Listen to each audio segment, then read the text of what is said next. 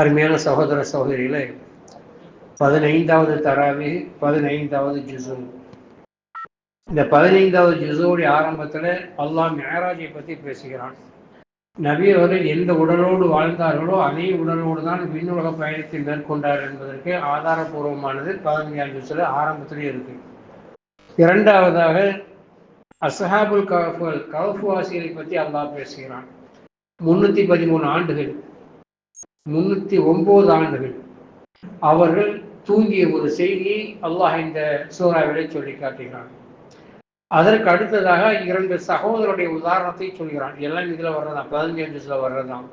அடுத்து மூசா அலைஹிஸ்ஸலாத்து வஸ்ஸலாம், ஹித்ர் அலைஹிஸ்ஸலாத்து வஸ்ஸலாமுடைய சம்பவத்தையும் இந்த சூறாவிலே அல்லாஹ் சொல்கிறான். அடுத்து கஹ்ஃபுடைய முடிவுல யஜூஜ் மௌஜூஜை பற்றியும் அவரை தடுப்பதற்காக வேண்டிய ஸுல்கர்னைன் என்ற நபி கட்டிய சுவரை பற்றியும் அல்லாஹ் பேசுகிறான். இவ்வளவும் இந்த 15ஆம் ஜுஸ்ல இருக்குது.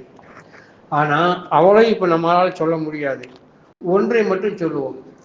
ஏன்டா நீங்கள் அஸ்ஹாபுல் கஹ்ஃபுல பற்றியா நிறைய தடவை கேட்டிருக்கோம். வருஷம் அதை சொல்கிறது தான், அவங்க எப்படி தூங்கினாங்க, அல்ல எப்படி அவங்களை பாதுகாத்தான்னு சொல்லிட்டு.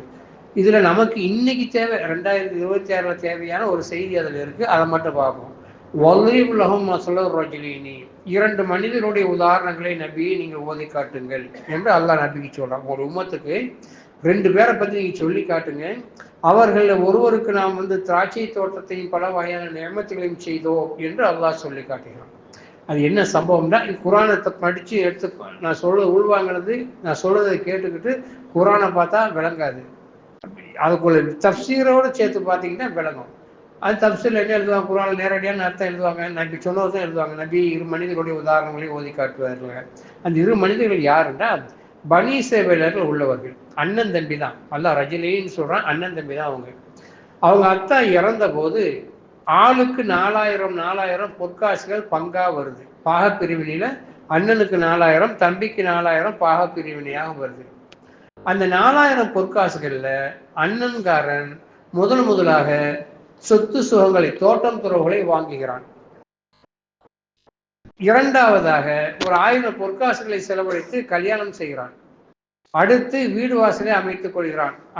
அடுத்து தொழில்துறையிலே அமைத்துக் கொள்கிறான். அவன் 4000ஐயும் இந்த உலகத்துல இன்வெஸ்ட் பண்றான். தம்பிக்காரன் தன்னுடைய அண்ணன்காரன் தோட்டம் வாங்கிவிட்டான் என்று தெரிஞ்ச உடனேயே அல்லாஹ்விடம், யா அல்லாஹ், நான் 1000 பொற்காசுகளை உன்னுடைய வழியிலே தர்மம் செய்கிறேன், இதனுடைய தோட்டத்தை அண்ணன் வாங்கியதை விட சிறப்பான ஒரு தோட்டத்தை எனக்கு மறுமையிலே தந்து விடுவாயாக என்று தர்மம் செய்து விடுகிறார். அவர் கல்யாணம் முடிச்சிட்டாருன்னு தெரிஞ்ச உடனே, யா அல்லாஹ், எனக்கு இந்த உலகத்துல வேண்டாம், நாளை மறுமையிலே ஊர்லின்களோடு நான் வாழ விரும்புகிறேன், அதனால 1000 பொற்காசுகளை தர்மம் செய்து விடுகிறேன் என்று தர்மம் செய்து விட்டார். 3ஆம் நபர், மூணாவது அந்த 1000 காசுகள் வச்சு அவர் வீடு வாசல் அமைச்சும் போது எனக்கு சொர்க்கத்திலே மாளிகைகளை கொண்டு இவர் தர்மம் செஞ்சுறார். 4வது அவர் தோட்டந்தரம் வாங்கின நேரத்தில், பிசினஸ் அமைச்ச நேரத்திலையும் இவர் 4000 தர்மம் செஞ்சிட்டார். இப்ப அவர் செல்வ செழிப்போடு இருக்கிறார், இவர் பரதேசியாக ரோட்டில் இருக்கிறார். இருவரும் சந்திக்கிறார்கள். நல்லா குரான்ல சொல்றான், இருவரும் சந்திக்கிறார்கள். சந்திக்கும் போது, ஏன்டா உனக்கும் எங்க அத்தா 4000 தான் காசு தானே கொடுத்துட்டு போனாரு, இப்ப ரோட்ல நிற்கிறேன், என் நிலைமையை பாரு, இது என்னுடைய வீடு, இதனுடைய தோட்டம், இதனுடைய துறவு, இது என்னுடைய அடிமைகள் அப்படின்னு சொல்லிட்டு அவர் பந்தா காட்டிட்டு இருக்காரு. இவர் சொல்றாரு, இவைகளெல்லாம் இந்த உலகத்தோடு அழியக்கூடியது, நாளை மறுமையிலே நான் அதை சேமித்து வைத்திருக்கிறேன் அப்படின்னு பேசும்போது, வாங்கிய தோட்டத்தை பார்ப்போம், வீசுவாசலை பார்ப்போம் அப்படின்னு சொல்லி கூட்டிட்டு போகும்போது அவர் வலது கால் எடுத்து உள்ள வைக்கிறார். அப்ப தம்பிக்காரர் சொல்றாரு, மாஷா அல்லாஹ் லா குவத்த இல்லா பில்லாஹில் அலியுல் அலீம் பிஸ்மில்லாஹிர் ரஹ்மானிர் ரஹீம் என்ற தோட்டத்துக்கு வை, உன்னை இந்த உலகத்திலே மண்ணில் இருந்தும் இந்திரிய தொழிலில் இருந்து படைத்த அல்லாஹ் மிகப்பெரிய தூயவன் என்பதை அல்லாஹ்வுக்கு நியமிச்சு அப்படிங்கிறார். போட அதெல்லாம் ஒன்றும் கிடையாது, அப்படி ஒரு வாழ்க்கை இருந்துச்சுன்னு சொல்லிட்டுன்னா அங்கேயும் இதோட ஒன்றை விட நல்லா தான் இருப்பேன் அப்படின்னு சொல்லி 2 பேரும் பேசக்கூடிய பேச்சையும் அல்லாஹ் அங்கே பதிவு செய்யறான். இதுதான் அது ஆச்சரியமான செய்திகளா, இந்த உலகத்துல விட நான் அங்க போய் நல்லா தான் இருப்பேன் அப்படின்னு அண்ணங்காரன் சொல்லையும் அல்லாஹ் அங்க பதிவு செய்யறான். இருவரும் பேசிக்கொண்டு இருக்கும் போதே ஒரு மின்னல் அந்த தோட்டத்தை கரித்து விட்டது, ஒண்ணும் இல்லாமல் ஆகிவிட்டார் மூத்தவர் என்று அல்லாஹ் சொல்லி காட்டுகிறான். அதோட அடுத்த வதரிபுலன் வேற உதாரணத்துக்கு அல்லாஹ் போயிடுவான். அதோட அந்த 5 முடி, இந்த ஒரு 5 ஃபுல்லா அந்த சம்பவம் தான் பேசப்படும். இது நாம் கவனிக்கப்பட வேண்டிய விஷயம் என்ன என்று சொன்னால், இப்போ நமக்கு அல்லாஹ் தரக்கூடிய நியமத்தை வச்சு இந்த உலகத்திலையும் வாழலாம், அந்த உலகத்திலையும் வியாபாரம் பண்ணலாம். புரியுதா உங்களுக்கு? இந்த உலகத்துல நம்ம நினைச்சோம்னாலும் வீடு வாசல் அழகான பொண்ணுன்னு கட்டி வாழலாம், ஆனா அதே நேரத்துல ஆசிரத்துடைய வாழ்க்கைக்குள்ள நம்ம போக நினைச்சாலும் ஆசிரத்துடைய வாழ்க்கைக்கும் போகலாம். இதுதான் ஆத்தினா ரப்பனா ஆத்தினா ஃபித்துன்யா வஃபில் ஆசிரத்தி ஹசனா. நான் உலகத்தை கேட்டாலும் வாங்கிக்கிறலாம், மறுமையை கேட்டும் வாங்கிக்கிறலாம். ஒரு விஷயத்த நான் திரும்ப திரும்ப சொல்லுவது உண்டு, இந்த வருஷம் நான் பேசல. சவாபுன்னு சொல்றோம்ல, இப்போ 1.5 மணி நேரம் 2 மணி நேரம் பள்ளிகளை கழிச்சிருக்கோம்ல, எத்தனை பேர் இதே நேரத்தில் அந்த டீக்கெட்டில் உட்காந்துருப்பாங்க, மெட்ரோ வாசலில் உட்காந்துருப்பாங்க, இந்தியன் டீக்கெட்டில் உட்காந்துருப்பாங்க. அவங்களுக்கும் 2 மணி நேரம் பாஸ் ஆகிடும். அவங்களுக்கு பெரிய வெட்டி கிழிக்கல, 2 மணி நேரம் பாஸ் ஆகிடும். நமக்கு அவங்களுக்கு என்ன வித்தியாசம்டா, நமக்கு சவாபுங்கிற ஒரு நன்மை கிடைக்கும். இந்த சவாபுங்களுடைய கேஷியர், நல்லா நான் இப்போ சொல்ற கவனத்தில் வைங்க. இந்த சவாபுடைய கேஷியர் யாருன்னு சொல்லி சொன்னா கிராமன் காத்திபின் மலக்குகள். அவங்க தான் பேங்கிங். கிராமன் காத்திபின் மலக்குகள். சவாப் என்பது ஒரு வகையான கரன்சி. சவாப் என்பது நம்ம அரபியில சவாபுன்னு சொல்றோம், அது நேச்சுரல் என்ன, அது ஒரு வகை, இப்படி மைண்ட்ல ஏத்திக்கிடுங்க. அது ஒரு வகையான கரன்சி. நோட்டு தான். 500 ரூபா தலை காந்தி போட்டா போட்டிருக்கோம். அந்த நோட்ல எதுவுமே இருக்காது, காலியான ஒரு நோட்டாக இருக்கும். லாயில உங்களுக்கு சொல்லாத அந்த நோட்ல போட்டிருக்கோம். அப்படிப்பட்ட ஒரு கரன்சி.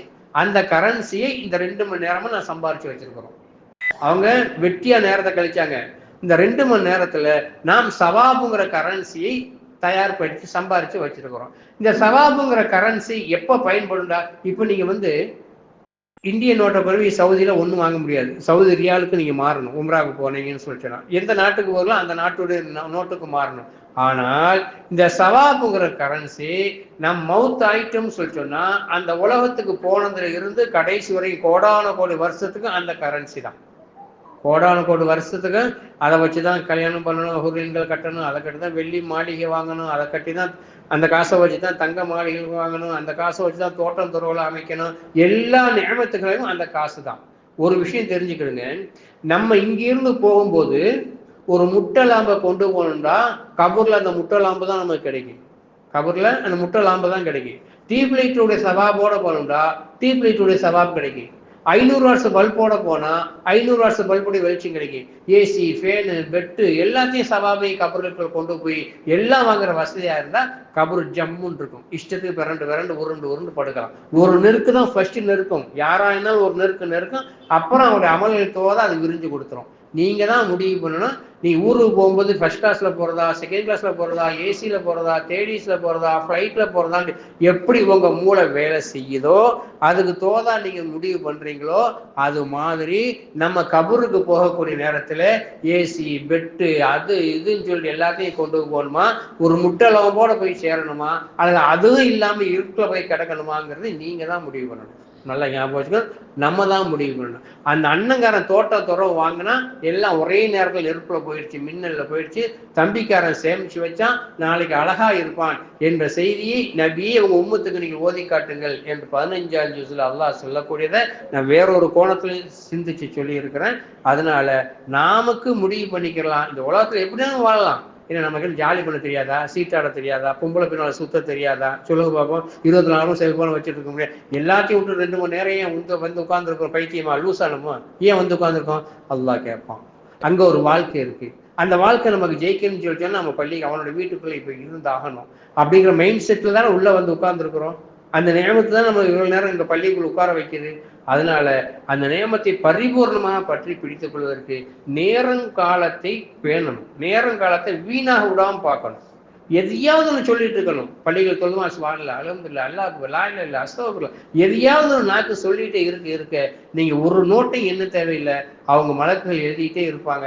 அப்படியே மொத்தமா கொண்டு வந்து கபூர்ல கொண்டு போய் வச்சுட்டு 40 ஸ்டெப் எல்லாரும் வந்த உடனே இந்தாப்பா உன் காசு, நீ சம்பாரிச்ச பணம் வச்சுக்கப்பா அப்படின்னு எல்லாத்தையும் நம்ம அக்கௌண்ட்ல உள்ளது ஃபுல்லா கரன்சியை நம்ம கையில தந்துட்டு போயிடுவாங்கிற சிந்தனையோடு இன்ஷா அல்லாஹ் அல்லாஹ் ஜல்ல சுப்ஹானஹு நாடினால் நமக்கு மிகப்பெரிய செல்வாக்கான வாழ்க்கையை மறுவையில் அல்லாஹ் தந்தல் புரிவானாக.